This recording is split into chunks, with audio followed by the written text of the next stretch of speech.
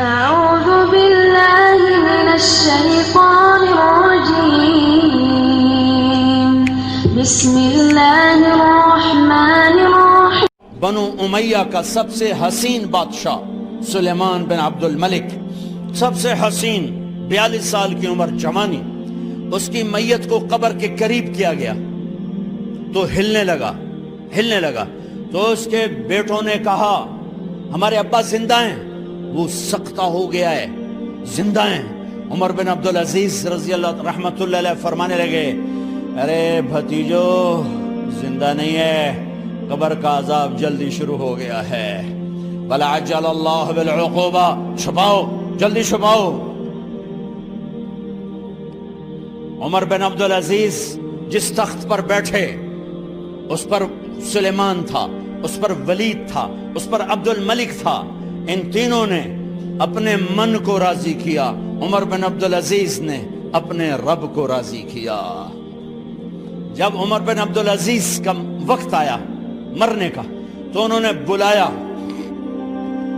رجا بن حیوہ سے، فرمایا کہ میں نے عبد الملک بن مروان، چاچا بھی تھے سسر بھی تھے، ان کی بیٹی فاطمہ سے شادی ہوئی تھی، میں نے اس کو قبر میں اتارا، کفن کی گرہ کھول کے دیکھا تو اس کا چہرہ قبلے سے ہٹ چکا تھا، رنگ کالا سیاہ پڑ چکا تھا۔ عبد الملک بن مروان گورا چٹا تھا، یہ جگہ سرخ تھی، کالا۔ پھر میں نے ولید کو قبر میں اتارا، اس کا بیٹا 10 سال حکومت کی، اس نے 21 سال حکومت کی، اس نے 10 سال کی، ولید بن عبد الملک۔ میں نے اس کے کفن کی گرہ کو کھول کے دیکھا تو اس کا رنگ سیاہ ہو چکا تھا اور قبلہ کی طرف سے چہرہ پھر چکا تھا۔ پھر اس سلیمان کا واقعہ تو ابھی سنایا، پھر اس سلیمان کو قبر میں اتارا اور اس کے کفن کی گرہ کو کھول کے دیکھا تو اس کا چہرہ قبلے سے ہٹ چکا تھا۔ اب میں جا رہا ہوں، مجھے دیکھنا۔ پہلے تینوں نے حکومت کی پوجا کی اور عمر بن عبدالعزیز نے اپنے اللہ کی پوجا کی۔ انہوں نے ایک بڑا عجیب خطبہ دیا جب خلیفہ بنے، اے لوگو، بچپن میں شعر و شاعری کا شوق تھا تو میں شاعر بنا، تھوڑا سا اٹھان ہوئی تو علم کا شوق لگا، میں نے علم حاصل کیا، جوان ہوا تو فاطمہ بنت عبد الملک سے عشق ہوا، میں نے اس سے شادی کی، اب اللہ نے مجھے حکومت دے دی ہے، اب تم دیکھو کہ میں اس سے اپنے اللہ کو راضی کروں گا۔ ہمارے حکمران تو ووٹ سے آتے ہیں اور چلے جاتے ہیں 4-5 سال کے بعد، ان کی وراثت میں حکومت آ رہی ہے اور 3 بر اعظم پر حکومت ہے، اور ایسا روب و دبدبہ ہے بنو امیہ کا، کوئی ان کے سامنے سر نہیں اٹھا سکتا۔ 3 بر اعظم میں زکوٰۃ لینے والا کوئی نہ بچا، 3 بر اعظم میں سوال کرنے والا کوئی نہ بچا، 3 بر اعظم میں ظالم کوئی نہ بچا، 3 بر اعظم میں مظلوم کوئی نہ بچا۔ لیکن خود کیسا رہا؟ گھر آئے، فاطمہ بڑے اچھے دن گزرے ہیں، اب امتحان ہے، میں تیرا حق نہیں ادا کر سکوں گا، طلاق لینی ہے میں حاضر ہوں، ساتھ دینا ہے تو میرے اپنے حق معاف کرو، اپنے حق معاف کرو۔ فاطمہ جیسی عورت انسانی تاریخ میں کوئی نہیں آئی، سیاسی لحاظ سے، سیاسی۔ دادا مروان بادشاہ، باپ عبد الملک بادشاہ، بھائی ولید بادشاہ، دوسرا بھائی سلیمان بادشاہ، تیسرا بھائی ہشام بادشاہ، چوتھا بھائی بادشاہ اور اپنا خامند بادشاہ، 7 نسبتوں سے یہ عورت شہزادی ہے۔ کائنات انسانی تاریخ میں اتنی بڑی عورت کوئی نہیں آئی، سیاسی۔ فاطمہ کہنے لگیں عمر، میں نے سکھ کے دن تیرے ساتھ گزارے ہیں، دکھ میں تجھے چھوڑ کے نہیں جاؤں گی، جو میں نے اپنے سارے حق معاف کیے۔ پھر حضرت عمر بن عبدالعزیز کی راتیں اور دن کیسے گزرے؟ مسلح پہ بیٹھتے اور روتے وہیں سو جاتے اور روتے وہیں سے اٹھتے، پر 3 بر اعظم میں ظالم کوئی نہ بچا، مظلوم کوئی نہ بچا، زکوٰۃ لینے والا کوئی نہ بچا، اپنی حکومت کو اللہ کی رضا کے لیے استعمال کیا۔ کیسے استعمال کیا؟ سارے مال فاطمہ کا سارا زیور بیت المال میں ڈال دیا، تنخواہ پہ آ گئے، عید کا موقع آیا، بچوں نے ماں سے کہا ہمیں کپڑے لے کر دو، عید آ رہی ہے، ہر آدمی اپنے بچوں کے لیے کپڑے لے رہا ہے، ہمارے بچے بھی کہہ رہے ہیں کپڑے لیں، جاؤ بھائی لو۔ فاطمہ کے پاس عمر 3 بر اعظم کے بادشاہ کے بچے آ رہے ہیں، ماں جی عید آ رہی، کپڑے تو لے دیں، ابا سے کہیں کہ ابا سے بات کرتی ہوں۔ ابا تشریف لائے، خزانے لبالب بھرے ہوئے ہیں گندم کے ڈھیر کی طرح، کہ امیر المومنین بچے کپڑے مانگ رہے ہیں۔ فاطمہ میرے پاس تو پیسے نہیں، میں کہاں سے کپڑے لے کر دوں، میرے پاس تو پیسے کوئی نہیں۔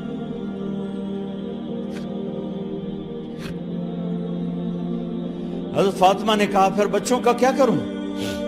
کہا پھر مجھے بھی نہیں پتا کیا کروں۔ اس کے پہلے 3 حکمرانوں نے لوٹ مار کے بازار گرم کیے، ظلم و ستم کے پہاڑ توڑے، اور آج اسی خزانے پہ ایک شخص بیٹھا ہے جو اللہ کو راضی کرنے کے جھنڈے گاڑ رہا ہے۔ تو فاطمہ نے کہا آپ ایسا کریں، اگلے مہینے کی تنخواہ ایڈوانس لے لیں، اس سے میں اپنے بچوں کو کپڑے لے دیتی ہوں، اور گھر کا خرچہ میں مزدوری کر کے گھر کی روٹی چلا لوں گی۔ ارے اپنی تاریخ پڑھو، صرف ڈرامے ہی نہ دیکھتے رہ جاؤ، صرف گانے ہی نہ سنتے رہ جاؤ، اور بھی دکھ ہیں زمانے میں محبت کے سوا۔ انہوں نے اپنے بلایا وزیر خزانہ مزاحم، اپنا ہی غلام، ہاں بھائی مزاحم ہمیں بچوں کے کپڑے چاہیے، تو اگلے مہینے کی تنخواہ ایڈوانس مل جائے۔ وہ کہنے لگے امیر المومنین آپ مجھے لکھ کر دے دیں کہ آپ 1 مہینہ زندہ رہیں گے، میں آپ کو تنخواہ دے دیتا ہوں۔ عمر بن عبدالعزیز سر جھکایا، اٹھے، گھر گئے، فاطمہ میرے بچوں سے کہہ دو کہ تمہارا باپ کپڑے لے کے نہیں دے سکتے۔ اپنی تاریخ تو دیکھو، عید کا دن آ گیا، خلیفہ وقت عید کی نماز پڑھاتے تھے، نمازیں بھی خلیفہ وقت پڑھاتے تھے۔ بنو امیہ کا خاندان ملنے کے لیے آ رہا ہے، سارے سرداروں کے بیٹے اعلیٰ پوشاک، اعلیٰ لباس ملنے آ رہے ہیں۔ تھوڑے دیر بعد دیکھا تو بچے بھی ملنے آ رہے ہیں، امیر المومنین کی حیثیت سے بچے باپ کو ملنے آ رہے ہیں، اور ان کے جسموں پر پرانا لباس ہے۔ حضرت عمر انہیں دیکھ کر ادھر اپنے سرداروں کے بچے دیکھے تو زرق برق پوشاکیں، اپنے بچوں کو دیکھا۔ ارے اس باپ سے پوچھو جو سب کچھ کر سکتا ہو اور پھر مٹھی بند کر لے کہ نہیں میں نے حرام کی طرف نہیں جانا۔ بچوں کو دیکھا تو آنکھیں ڈب ڈبا گئیں، آنکھوں میں آنسو آ گئے۔ فرمایا میرے بچوں آج تمہیں اپنے باپ سے گلہ تو ہوگا کہ آج ہمارے باپ نے کپڑے ہی نہ لے کے دیے۔ ان کے ایک بیٹے ہیں عبد الملک، ان سے بھی 4 ہاتھ آگے تھے، ان سے پہلے ہی فوت ہو گئے تھے۔ کہنے لگے ابا جان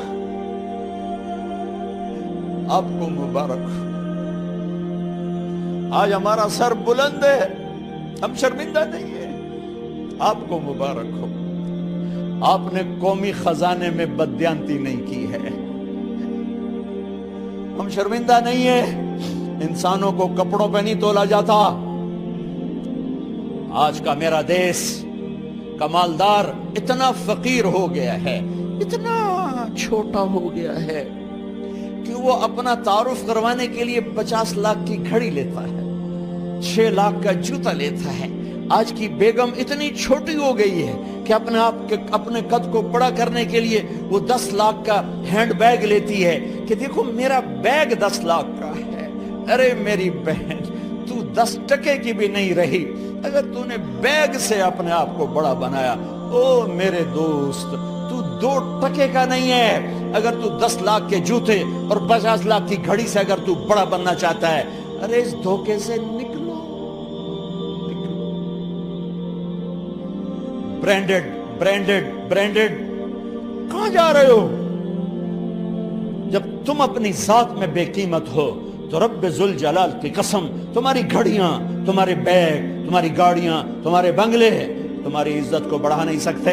ابا جان آج ہم خوشی سے بلند ہیں کہ ہمارے باپ نے بددیانتی نہیں کی، گھر میں تشریف لائے، کہنے لگے فاطمہ کچھ پیسے ہیں، میرا انگور کھانے کو جی چاہ رہا۔ بس فاطمہ رونے لگی، فرمایا امیر المومنین خزانہ تو بھرا پڑا ہے، 1 درم کا بھی تیرا حق نہیں ہے کہ تو 1 درم لے کے انگور خرید لے۔ تو تڑپ اٹھے، فاطمہ میں جہنم نہیں برداشت کر سکتا۔ او میرے بھائیو جو دن رات سود میں پھنس چکے ہو، جو دن رات جوے شراب میں پھنس چکے ہو، کیسے اللہ کے سامنے سرخرو ہو کر کھڑے ہو گئے؟ ایک رات گھر میں تشریف لائے، بچیاں بیٹیاں، منہ پہ ہاتھ، کپڑا رکھا، دوپٹہ رکھا منہ پہ، اور بات کریں۔ آپ نے پوچھا ارے کیا ہوا تمہیں، یہ منہ پہ کپڑا کیوں رکھتی ہو؟ تو خاموش ہو گئی، لیکن گھر کی خادمہ رو پڑی، کہا امیر المومنین آج آپ کی بیٹیوں نے کچا پیاز توڑ کے اس سے روٹی کھائی، سالن کھائی، اور میرے آج کا تاجر کہتا ہے جھوٹ نہ بولوں تو کاروبار کیسے، میرا افسر کہتا ہے رشوت نہ لوں تو گزارا کیسے کروں۔ تو عمر بن عبدالعزیز پھس پہ ہچکیوں کے ساتھ روئے کہ میری بچیوں میں تمہیں بڑے اچھے کھانے کھلا سکتا ہوں پر میں جہنم کی آگ برداشت نہیں کر سکتا۔ بھائیو اس بندے نے اپنے آپ کو ذبح کر دی، اللہ کو راضی کرنے کے لیے ذبح کر دی، اپنے ذات کو، اپنے جذبات کو، اپنے احساسات کو۔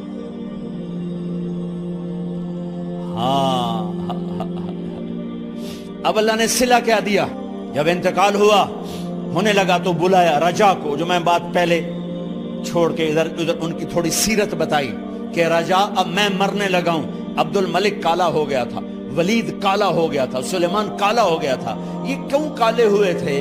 یہ بے نمازی نہیں تھے، بدکاری نہیں کرتے تھے، کسی کی طرف ان کی میلی آنکھ نہیں اٹھی کبھی۔ یہ ظالم تھے، ظالم، انسانوں کا خون پیا، مال میں خیانت کی، اس پر اللہ نے چہرے پھیر دیے۔ آج عمر بن عبدالعزیز جا رہا ہے کہ دیکھو میں جا رہا ہوں، مجھے دیکھو میرے ساتھ کیا ہوتا ہے۔ ان کا انتقال ہوا، ان کی میت قبر کے کنارے رکھی گئی اور اب نیچے اتارنا ہے۔ سلیمان کی میت کو اتارنے لگے تو ہلنے لگا اور عذاب قبر پہلے شروع ہو گیا۔ عمر کی میت کو جب قبر کے قریب کیا گیا، ایسے ہوا کا جھونکا آیا، ایک پرچہ ایسے لہراتا ہوا یوں آیا، یوں آیا، یوں آیا اور عمر کے سینے پر گر گیا۔ لوگ کٹھے ہو گئے، پرچے کو کھول کے دیکھا گیا تو اس پہ لکھا تھا بسم اللہ الرحمن الرحیم براءۃ من اللہ لعمر ابن عبد العزیز من النار۔ یہ پروانہ ہے اللہ کی طرف سے اس کے بندے عمر کے لیے کہ اسے جہنم سے نجات کی خوشخبری سنا دی جائے۔ آہا، مرنا ہو تو یوں مرو، اللہ ایسی موت دے دے۔ کہتے ہیں پھر میں نے ان کو قبر میں اتارا، جب قبر میں اتارا تو کیا دیکھا؟ میں نے کفن کی گرہ کھولی تو چہرہ قبلے کی طرف، اور یوں لگا جیسے 14ویں رات کا چاند قبر میں اتر آیا ہو۔ اور آخری بات کرتا ہوں، میرے بھائیوں بہنوں، اپنے اللہ سے صلح کر لو، اپنے اللہ سے صلح کر لو۔